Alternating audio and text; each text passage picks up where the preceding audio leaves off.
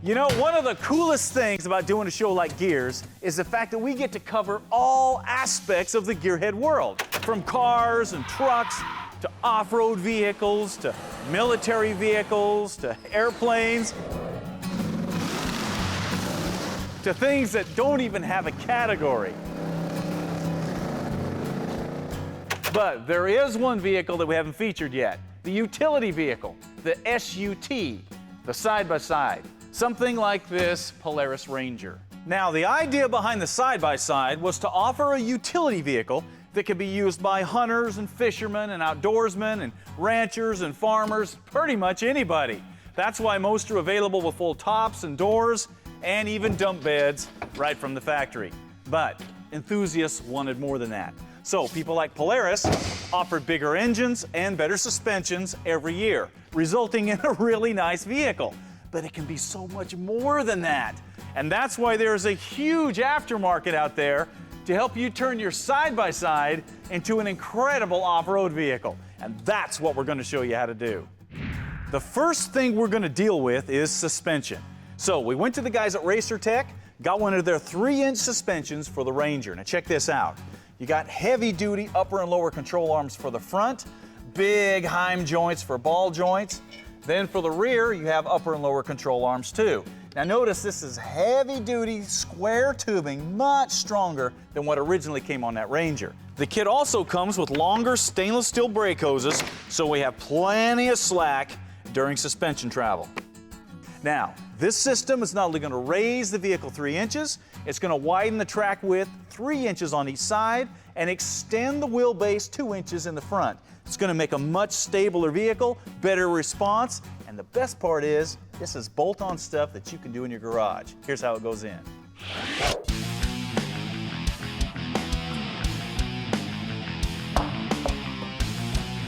With the rig up in the air and the wheels off,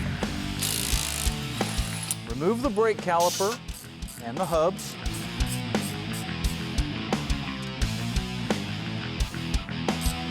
Then follow that by unbolting the control arms and removing the axles.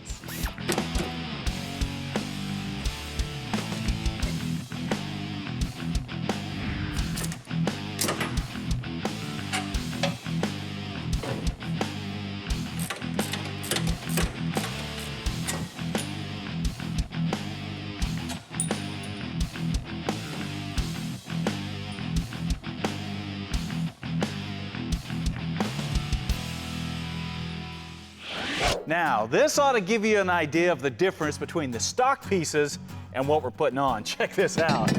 Notice the stuff from Racer Tech is much bigger, more heavy duty, tougher.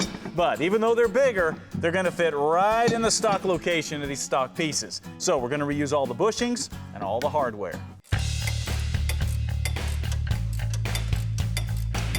The new tie rod ends also bolt right in place of the stock ends. And as you can see, just like everything else with this kit, they are much longer and stronger than these original pieces. Now, obviously, having stronger axles is always a good thing, especially if you're going to add bigger tires or more power to your ATV. So, we went to Gorilla Axle and got their heavy-duty axle upgrades for the Polaris Ranger. Now, these feature super strong chrome moly axle shafts and heavy-duty CV joints, because CV joints is where you're going to get most of your breakage. Now, these are superior because Gorilla uses their own patented cage design, which is far stronger than stock.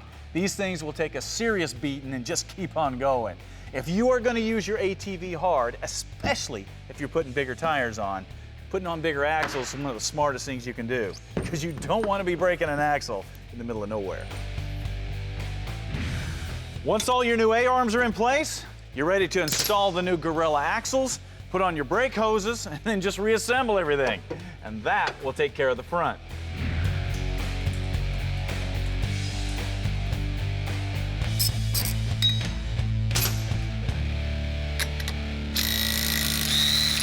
Now, the rear is similar to the front, but with no steering to mess with, it's even easier to put on. All you do is unbolt all the stock control arms, and put the new stuff on.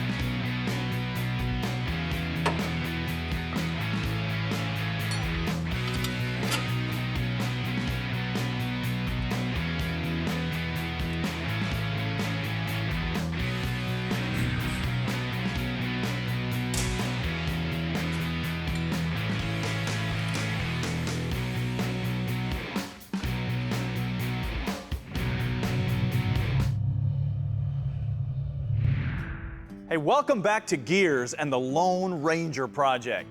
Now, ATVs have changed a lot over the years, from three-wheelers to four-wheelers to the current side-by-sides that we have now, like this Polaris Ranger. And what you can do to them has changed a lot too. For example, we've already put on a 3-inch suspension lift and stronger axles just like you would a Jeep.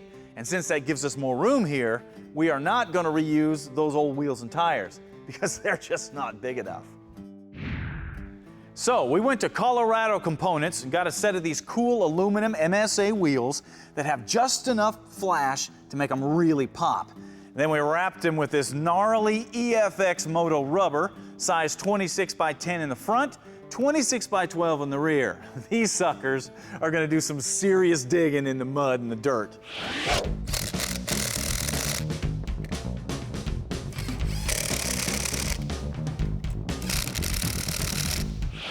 Now, when most people think of an ATV like this, they think about doing some hunting or fishing or some hardcore off-roading with it, which means there is definitely a chance of getting something like this stuck, even with the bigger wheels and tires. So we're going to add winches front and rear to make sure that doesn't happen. Now, obviously, a front winch is pretty self-explanatory. We've got the bigger bumper on from Racer Tech. It's got the opening for the winch. All you do is bolt it on and wire it up. The rear, however, is a little different. Check it out. A rear-mounted winch on a side-by-side can be one of the most useful tools that you can have. So, Skyjacker came out with this special mounting bracket that fits right up here between your frame rails and gives you a nice solid mounting place for a winch. The supplied hardware makes mounting the bracket really simple, and only 2 extra holes need to be drilled.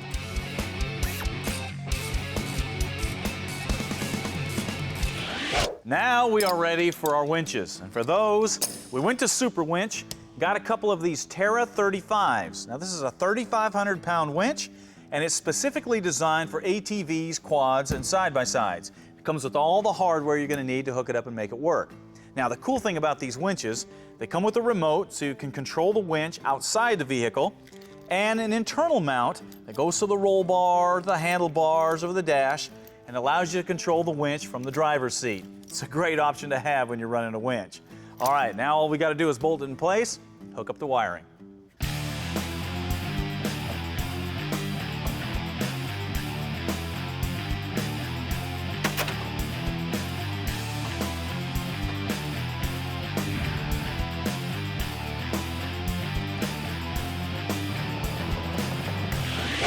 Now, since a lot of the people that use these things are hunters or outdoorsmen, having a place to safely carry a gun or a bow is pretty important when you're bouncing around off-road or in the swamps. So, Skyjacker has come out with this gun and utility rack so you have a place to keep your stuff till you're ready to use it. Check it out. A floor plate bolts in place using existing hardware so there's no drilling. And then the rack bar connects to the lower plate and to the rear roll bar.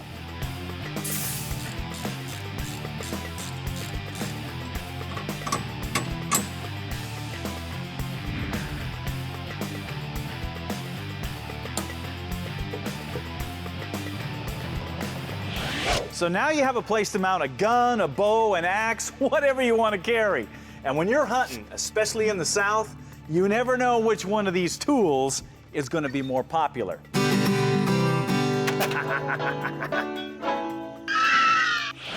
Now, one of the first questions that people ask when they get a side-by-side is, how do I get more performance out of the engine?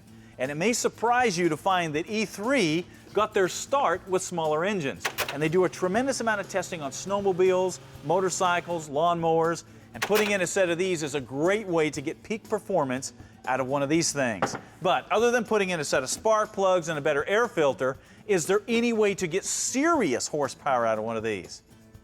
Yeah, there is. Come on, I got something to show you. This is the ATI Pro Charger for the Polaris Ranger. Yeah, you heard me right. A blower for a side-by-side. Now check this out.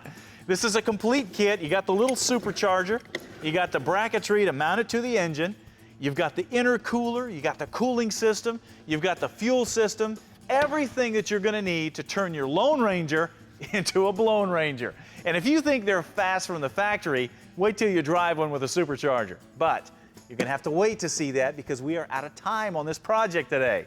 But hopefully this gives you an idea of the incredible potential of this kind of vehicle.